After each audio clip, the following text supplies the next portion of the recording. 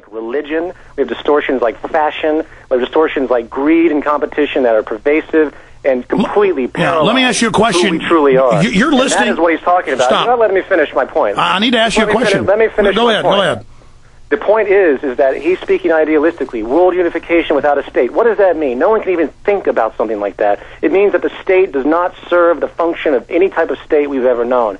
It's not a state of control. Humans are based in a condition of humans are deriving their products from a system that is self-generating and self-sustaining, and they contribute to society not because they want money in return or power or any of the nonsensical inventions that we've created. They contribute to society because they understand that the more you give, the more you get. Well, here's the problem.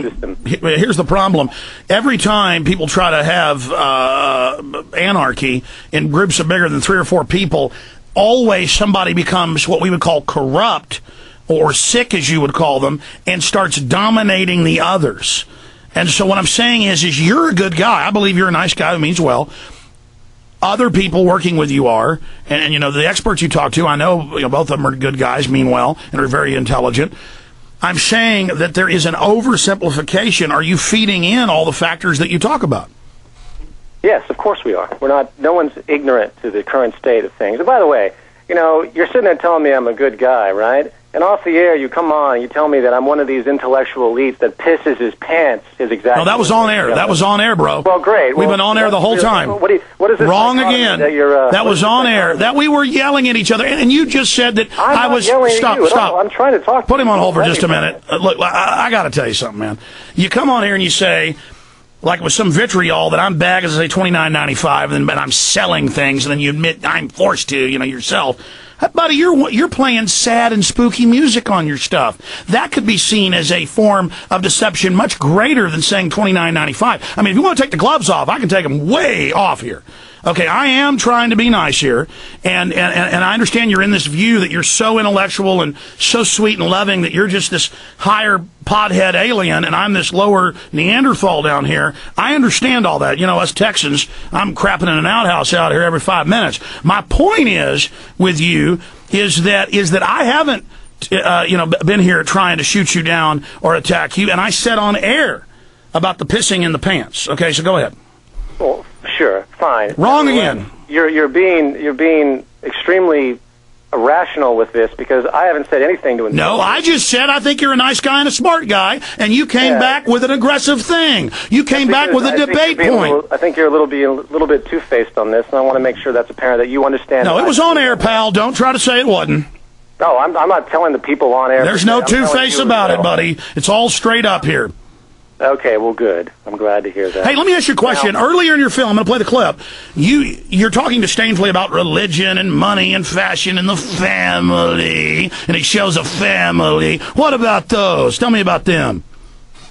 Tell you about what? Would you please clarify? Well, I mean, you're mentioning all these, you know, I mean, clearly in the context, all these terrible, outmoded things, and I read all the social worker books, how the family's a disease and all this. I'm asking, is the family a good thing, or is it going to go bye-bye too? Of course the family's a good thing.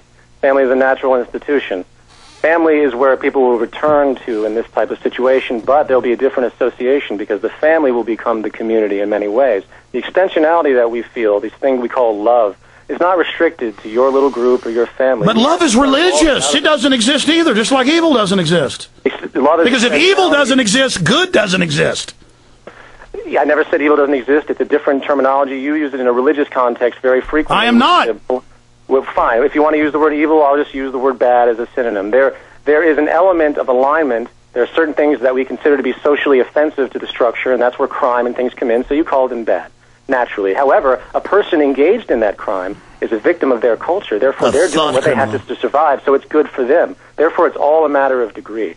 Coming back to the family, family is whatever the family wants to be. There's no restrictions. There's no CPS in any type of society. These are all amalgams of the corruption that we see, of this human loss, this intellectual distance. Well, here's the deal. With 6.5 million people, let's say you got your society, you're saying it's just, you're going to be so good that nobody does, you know, these bad things or these sick things anymore Where does the word eradication come in then? How does that happen? Because the value system changes and the tendencies are no longer there. They used to feed Christians to lions in Rome. You think they can get away with that today? No. Well, they're getting back to it. They're getting back to the gladiators. The value systems are changing. They have been through time. The more sophisticated we become, the more we access technology, I agree. The more scarcity is reduced, the less aberrant behavior will happen. I agree. Well, I mean, as the economy goes down, crime goes up. I totally agree with you. I agree with about 90% of what you guys are saying.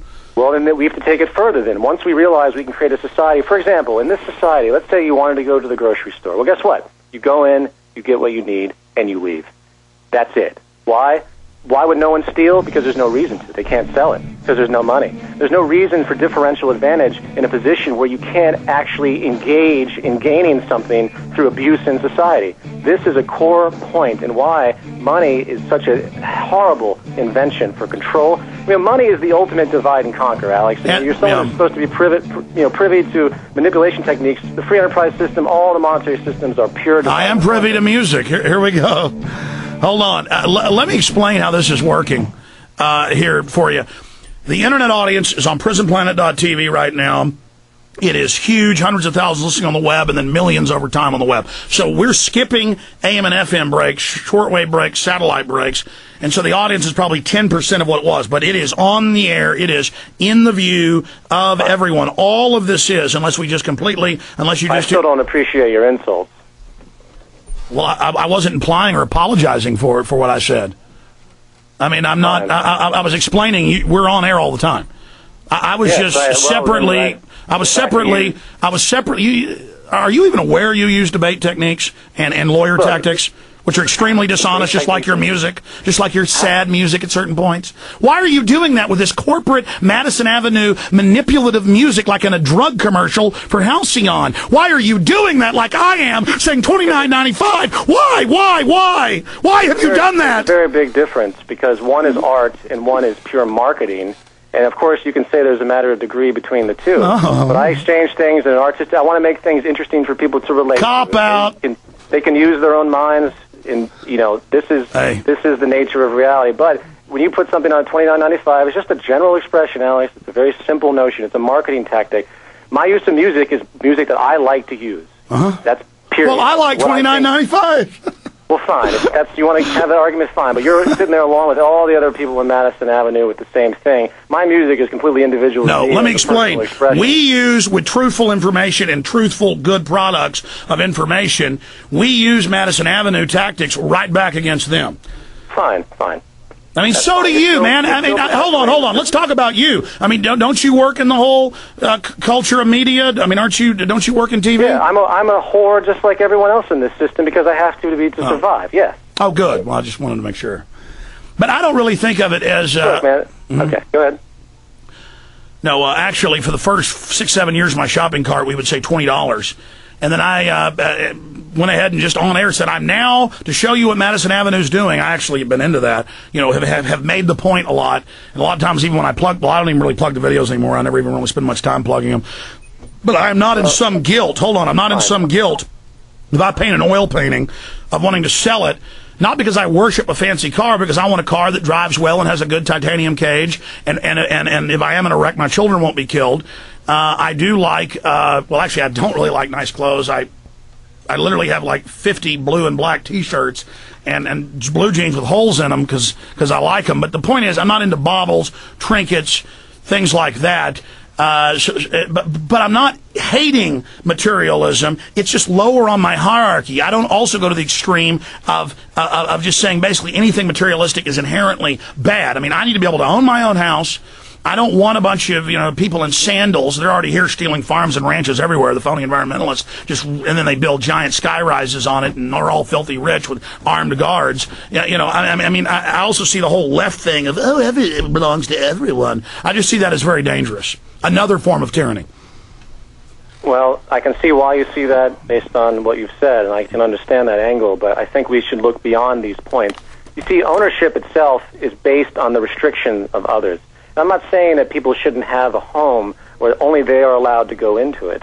But this protectionist element that comes into play with ownership, property, it has extremely negative influences. And this is one of the central points. You can't have a system where everything is hoarded by everyone else. Yeah, but Peter, you know who I am. When you called up saying I officially want to sell this now, so I want to get rights to your film, you know, other people called up threatening you. I knew what you were doing. I didn't call up and threaten because I actually am not very territorial about ideas. I want them out. Hey, man, I'm not saying that you are. What I'm saying is I really want to have an intellectual debate with you. I respect you. Think you're very talented. We're back to the full audience right now.